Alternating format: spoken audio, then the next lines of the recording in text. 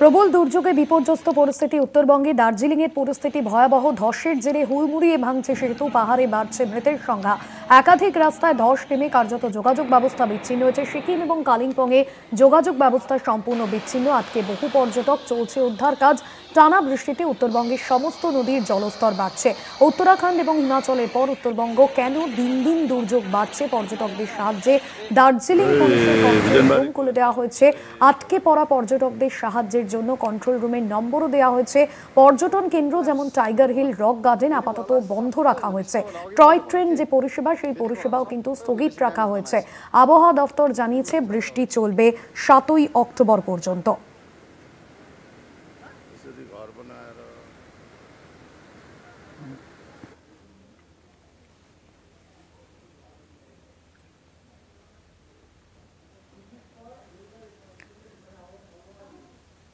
আবহাওয়াবিদ সুজিত কর রয়েছেন আমাদের সঙ্গে ফোন লাইনে।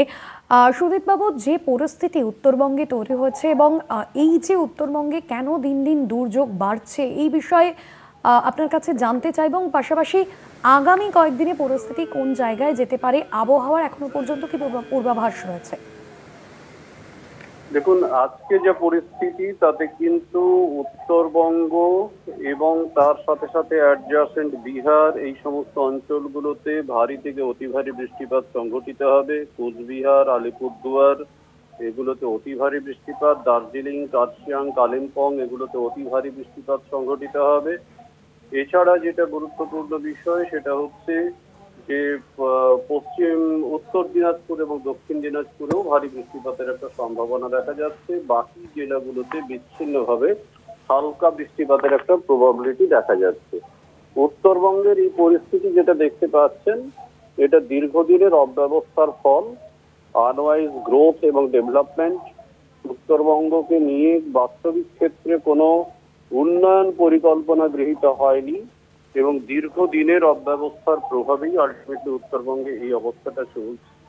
হিমালয় পর্বতাঞ্চল, সেটা শিলা দিয়ে গঠিত ভূমিভাগ, এটা আমাদের মাটির মধ্যে থাকে, কিন্তু সেই শিলা এখন আর কঠিন শিলা নেই, সেটা মাটিতে পরিণত হয়েছে, সেটা ভেঙে চুরচুরে হয়ে গেছে, যার ফলে আলটিমেটলি কিন্তু এই মুহূর্তে সেই ভূমিভাগের আর ধরে রাখার মতো ক্ষমতা নেই এই বিভিন্ন ধরনের কনস্ট্রাকশন গুলোতে। তাছাড়া পরবর্তী সময়ে বিভিন্ন ক্ষেত্রে রাস্তাঘাট ইত্যাদি নির্মাণ, যার ফলে প্রচুর পরিমাণে ভাইব্রেশন তৈরি হয় সারফেসে, এবং তার প্রভাবে আলটিমেটলি কিন্তু এই বিষয়গুলো ধীরে ধীরে সারফেস দুর্বল হয়ে যাচ্ছে, এবং ভূমিভাগ দুর্বল হলে ন্যাচারালি তার ধরে রাখার ক্ষমতা থাকে না, যে কারণে আলটিমেটলি বিষয়গুলো ঘটছে। আর তৃতীয় বিষয় যেটা গুরুত্বপূর্ণ সেটা হচ্ছে ভীষণভাবে আনপ্ল্যান্ড গ্রোথ ঘটেছে।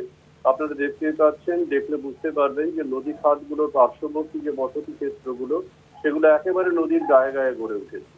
পার্বত্য অঞ্চলে নদী প্রবাহ পথে এইভাবে কখনো বসতি ক্ষেত্র গড়ে তোলা যায় না, বা তার কোনো পারমিশনও থাকার কথা নয়। কিন্তু কিভাবে গড়ে উঠেছে, কেন এরা দীর্ঘদিন একইভাবে অবস্থান করছে, সেইটা জানা নেই, সেটা বলা মুশকিল।